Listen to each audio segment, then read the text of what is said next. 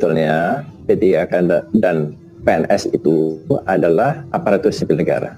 Mereka adalah orang-orang yang bekerja di pemerintahan.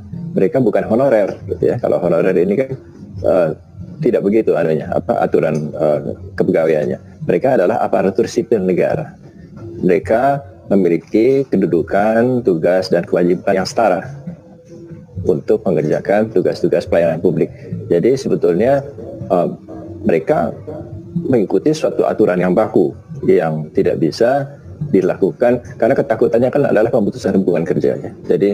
Jadi itu semuanya akan ada aturan-aturan yang sangat objektif dan itu perlu diikuti oleh pemberi kerja. Dalam hal ini adalah pejabat pembina kepegawaian ya, bupati, wali kota atau gubernur yang bisa dilakukan untuk melakukan evaluasi kepada para PPK ini. Jadi tidak bisa dilakukan dengan semena-mena untuk melakukan penilaian. Berdasarkan peraturan Presiden nomor 98 tahun 2020 tentang gaji dan tunjangan PPK, ini mereka diberikan hak yang sama untuk kelas jabatan yang sama dengan PNS. Jadi kalau guru pertama itu gaji dan tunjangannya sama persis dengan guru pertama PNS yang sekarang ini menjadi PNS. Jadi tidak ada perbedaan sama sekali. Nah, sebetulnya pensiun ini kan dibayarkan kalau orang telah melewati atau telah mengerjakan pekerjaan dalam jangka waktu tertentu. Katakanlah kalau di PNS itu dia harus bekerja 20 tahun minimal dan usianya 50 tahun minimal. Jadi kalau mereka 50-20, usia di atas 50 dan bekerja 20 tahun, mereka baru dapat pensiun. Kalau di bawah itu, mereka juga tidak akan mendapatkan pensiun gitu. Nah, kalau di PPK, karena perjanjian kerjanya antara 1 sampai 5 tahun, 1-5 tahun ini kami berharap sebetulnya perjanjian kerjanya adalah 5 tahun.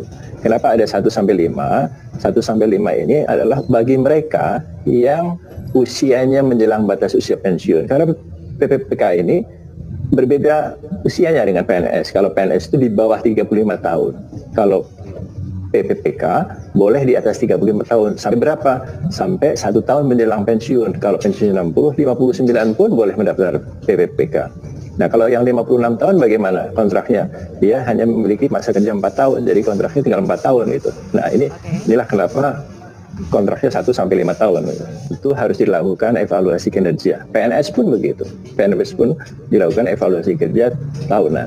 Nah, mereka dilakukan evaluasi oleh pejabat pembina kepegawaiannya di daerah. Kalau di daerah mungkin bisa didelegasikan kepala dinasnya misalnya.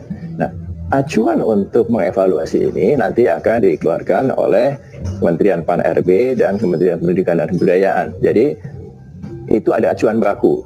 Kalau mereka bisa mengerjakan pekerjaan dengan kinerja yang tinggi atau mencapai target-target yang diberikan, saya rasa tidak perlu ada ketakutan bahwa mereka akan diberhentikan. Mereka telah mencapai target kinerjanya, jadi misalnya habis masa kontraknya, mereka bisa diperpanjang untuk masa kontrak berikutnya sampai batas usia pensiun. Jadi tidak ada pemikiran bahwa kalau mereka bagus mereka akan diberhentikan secara semena-mena, tidak begitu. Akan tetapi kalau mereka kemudian tidak melakukan kinerja dengan baik, boleh kan misalnya kepala dinasnya atau pejabat pembina kepegawaiannya kemudian memberhentikan karena memang tidak berkinerja dengan baik. Di PNS pun begitu. Jadi saya kira ini sepadan lah, kalau mereka bekerja mereka bisa terus, kalau tidak ya